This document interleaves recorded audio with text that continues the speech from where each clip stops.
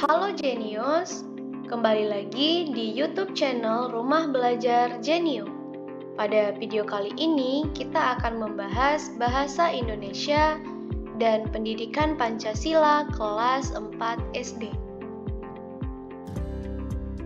Pada pembelajaran bahasa Indonesia, kita akan membahas materi bab 8 yang berjudul Sehatlah Ragaku. Yang pertama ada pengertian paragraf. Kira-kira apa ya pengertian dari paragraf?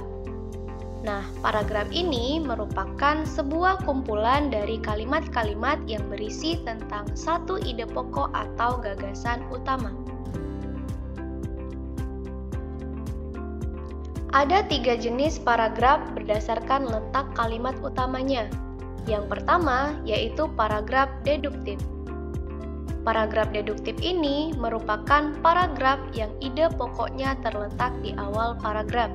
Biasanya, paragraf deduktif terdiri dari sebuah pernyataan umum di awal paragraf, kemudian disambung dengan kalimat-kalimat penjelas yang bersifat khusus. Contohnya, Indonesia diklaim sebagai negara dengan kepulauan terbesar yang ada di dunia. Sebab, menurut penelitian, pulau di Indonesia mencapai lebih dari 17.000 pulau. Di antara 17.000 pulau itu, 7.000 diantaranya merupakan pulau yang berpenghuni. Pulau-pulau itu tersebar di 38 provinsi. Kalimat yang bergaris bawah di awal paragraf merupakan pernyataan umum, sedangkan kalimat lainnya merupakan kalimat penjelas.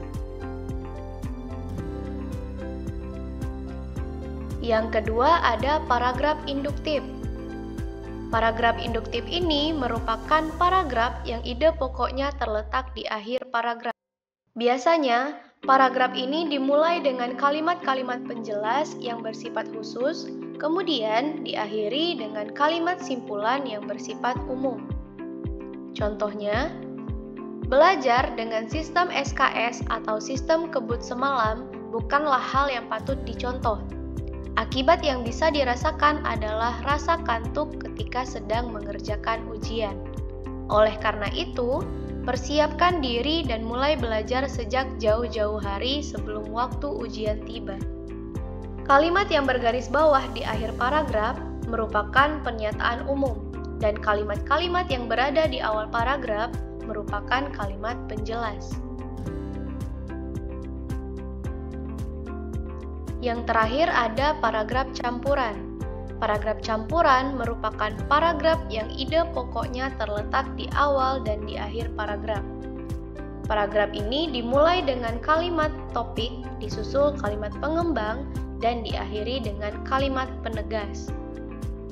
Contohnya, apabila kamu jarang mengonsumsi sayuran hijau, nantinya bisa berakibat tidak baik bagi kesehatan. Pertama, kita rentan terkena penyakit. Kita bisa menderita anemia atau kekurangan darah. Karena kurangnya serat, kita juga mudah mengalami sembelit. Ternyata, jarang mengonsumsi sayuran hijau bisa berbahaya bagi tubuh kita. Kalimat yang bergaris bawah di awal dan di akhir paragraf merupakan kalimat utama dan kalimat penegas. Yang kedua ada fakta dan opini. Fakta merupakan kenyataan atau sesuatu yang benar-benar terjadi dan dapat dibuktikan kebenarannya. Sedangkan opini merupakan pendapat, pikiran, atau pendirian yang belum terbukti. Pada kalimat opini biasanya terdapat kata mungkin, sepertinya, barangkali, dan sebaiknya. Berikut merupakan contoh kalimat fakta. Yang pertama, negara Indonesia terdiri dari pulau besar dan kecil. Bendera negara Indonesia terdiri dari 2 warna, yaitu merah dan putih. Soekarno adalah Presiden pertama Republik Indonesia. Ketiga kalimat ini merupakan kalimat fakta karena dapat dibuktikan kebenarannya. Kemudian ada contoh kalimat opini. Yang pertama, mataku yang sebelah kiri merah sekali dan gatal, sebaiknya kalian tidak memandangku supaya tidak ketularan. Yang kedua, aku terlalu lama berenang. Sepertinya karena itu aku pilek dan pasti nanti dokter memberiku antibiotik. Kedua kalimat ini merupakan kalimat opini karena ada kata sebaiknya dan sepertinya yang menunjukkan pendapat seseorang yang belum terbukti kebenarannya.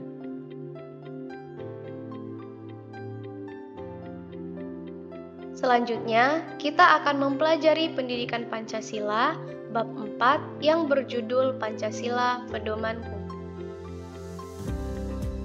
Yang pertama ada makna sila Pancasila di masyarakat. Pada sila pertama, maknanya adalah masyarakat Indonesia melaksanakan perintah, agama, dan kepercayaan masing-masing dan saling menghargai. Makna Pancasila kedua yaitu masyarakat Indonesia saling menolong atas dasar kemanusiaan. Makna Pancasila ketiga yaitu masyarakat Indonesia saling menghormati perbedaan dan keragaman. Makna Pancasila keempat yaitu masyarakat Indonesia saling memelihara dan mengembangkan semangat bermusyawarah. Dan yang terakhir, makna Pancasila kelima, yaitu masyarakat Indonesia mendapatkan keadilan dan hidup sejahtera. Selanjutnya yaitu pengamalan nilai-nilai Pancasila dalam kehidupan sehari-hari.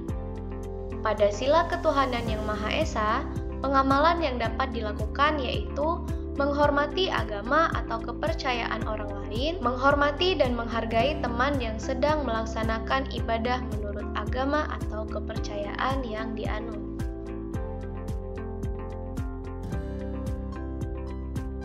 Pengamalan sila kedua atau sila kemanusiaan yang adil dan beradab yaitu menghormati orang yang lebih tua dan saling menghargai, tidak membedakan orang lain untuk berteman, dan menolong orang yang sedang membutuhkan pertolongan.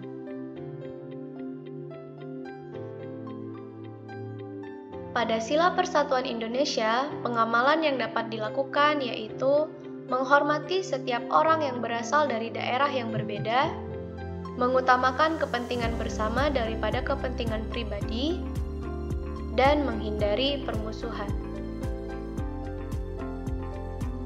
Pengamalan sila keempat dapat dilakukan dengan cara senang bermusyawarah, menghargai setiap hasil musyawarah, dan tidak memaksakan kehendak.